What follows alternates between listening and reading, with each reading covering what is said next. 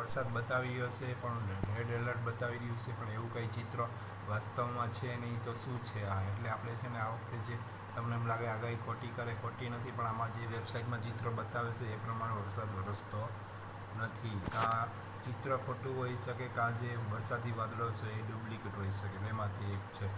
એટલે આપણે તો વેબસાઇટના આધાર ઉપરથી તમને ચિત્ર બતાવી રહ્યા છીએ. જો જુનાગઢમાં અત્યારે પોરબંદરમાં બધે મેં 2-3 જગ્યાએ ફોન કરીને પૂછ્યું કે શું છે ભાઈ, આ વરસાદ છે આ બાજુ ક્યાંય વરસાદ છે નહીં. સુરતમાં છે, હવે કાલે ખબર પડશે કે આ વાસ્તવમાં સાચા વાદળા છે કે ખોટા વાદળા છે.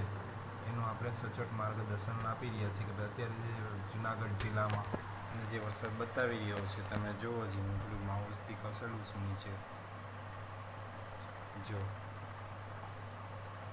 છે.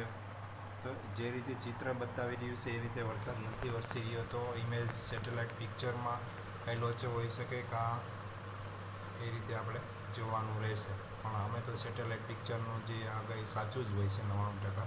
તો કાલે ખબર પડશે કે સાચો 1, 2, 3 તારીખે ખબર પડી જશે કે આ વરસાદ સાચો છે કે ખોટો, કે ખાલી સેટેલાઇટ ઉપર જ બતાવી રહ્યા છે. અમારે તો જેવું હોય એવું બોલવાનું હોય છે.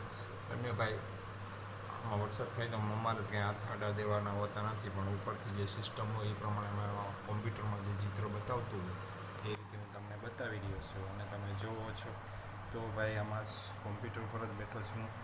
તમે જો આ રીતે વાદળું તો બતાવી રહ્યું છે. રાજકોટમાં પણ વરસાદ છે, જુનાગઢમાં પણ વરસાદ છે, પણ ક્યાંય વરસાદ આવતો નથી. એટલે 1, 2, 3 તારીખે ખબર પડી જશે. જે ચિત્ર છે એ પ્રમાણે 1 દિવસ વહેલા મોડો વરસાદ થઈ શકતો હોય છે. આ અંદાજો હોય અને ક્યારેક વાસ્તવિકતા પણ હોય. એટલે ભાઈ આપણે મૂંઝાવાનું નથી. વરસાદ 1, 2, 3 તારીખે થશે એવી આપણે અંદાજ છે, અનુમાન છે. મારો વિડીયો ગમે લાઈક, કમેન્ટ, શેર કરજો. આવજો મિત્રો.